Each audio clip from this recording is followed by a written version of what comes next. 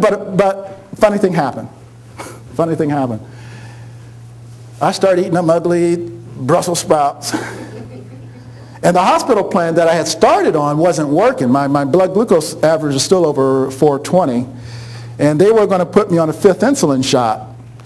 And my mother made me Brussels sprouts for breakfast. And I said, "Ma, are you smoking something?" And my mother didn't like you, when you allude she's taking a drug or something. Boy, you're only an inch away from death. They almost took you there. I'll take you there. And so I said, okay. And so I ate them Brussels sprouts just to appease my mother. And 2 hours later, I went to measure my blood sugar like I normally did. And of course, I expected to be 400 or 500. And it was only 326, which is still as high, obviously. But it was over 100 points down from the previous readings that I had following the hospital's diet plan. I was so excited. I said, whoa. I called the hospital. I called the doctor. Yeah, Dwayne, that's an anomaly. I said, oh. Okay, it's an anomaly. Okay, so what do engineers do when they face an anomaly? In the lab, we test, exactly. We test the hypothesis. I got one data point. And I felt I had nothing to lose because they still wanted to cut off my legs. And I decided, well, let me just try this Brussels sprouts again. And I tried it for lunch, and after lunch, and my blood glucose level dropped, not 100 points, maybe about 55, 56 points. I went, whoa, I was excited. I called the doctor, got 2 data points. He goes, Dwayne, are you listening to me? I need you to understand something, Dwayne. You're in denial. And most diabetics are in denial of their disease. And I'm trying to help you. Whatever you read, you did it incorrectly. Go back to the original program. And so when I got off the phone, my mother asked what the doctor say. Now, I wanted to stay alive.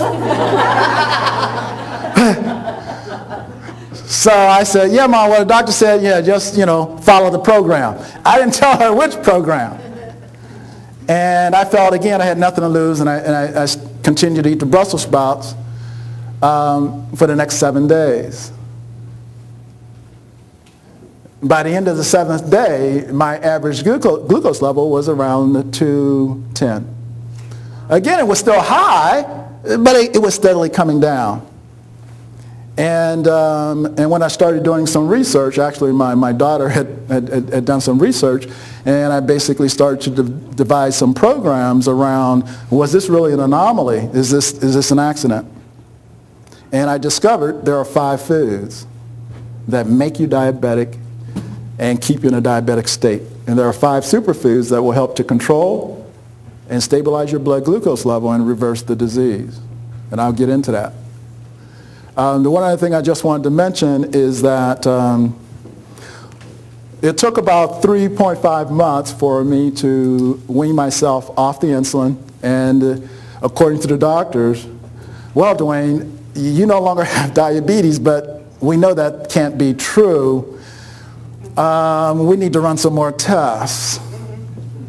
And my endocrinologist, he was very upset with me because he said, Dwayne, we're obviously doing something wrong in the lab, and your hemoglobin A1C is better than mine, and that can't be because you are diabetic.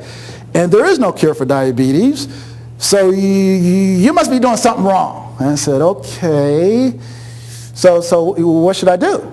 Well, Dwayne, you got to go back on the insulin. I said, well, why? Because you are diabetic. And you can't beat this disease. Dwayne, you are going through the honeymoon period. Now, I've heard of a honeymoon. I was married once. I remember the honeymoon, and I don't remember this being anything like a honeymoon. And so he said the honeymoon would last 3 months. And I said, okay, this is a different honeymoon. And after 3 months, your blood glucose level will return to the high levels and you'll have to go back on insulin. So we waited 3 months. After 3 months, it was better. My average glucose level at that time was 87.5. My hemoglobin A1C was 4.5%. Doctor said, okay, Dwayne, we got 3 more months. 3 more months, he didn't even show up at the appointment.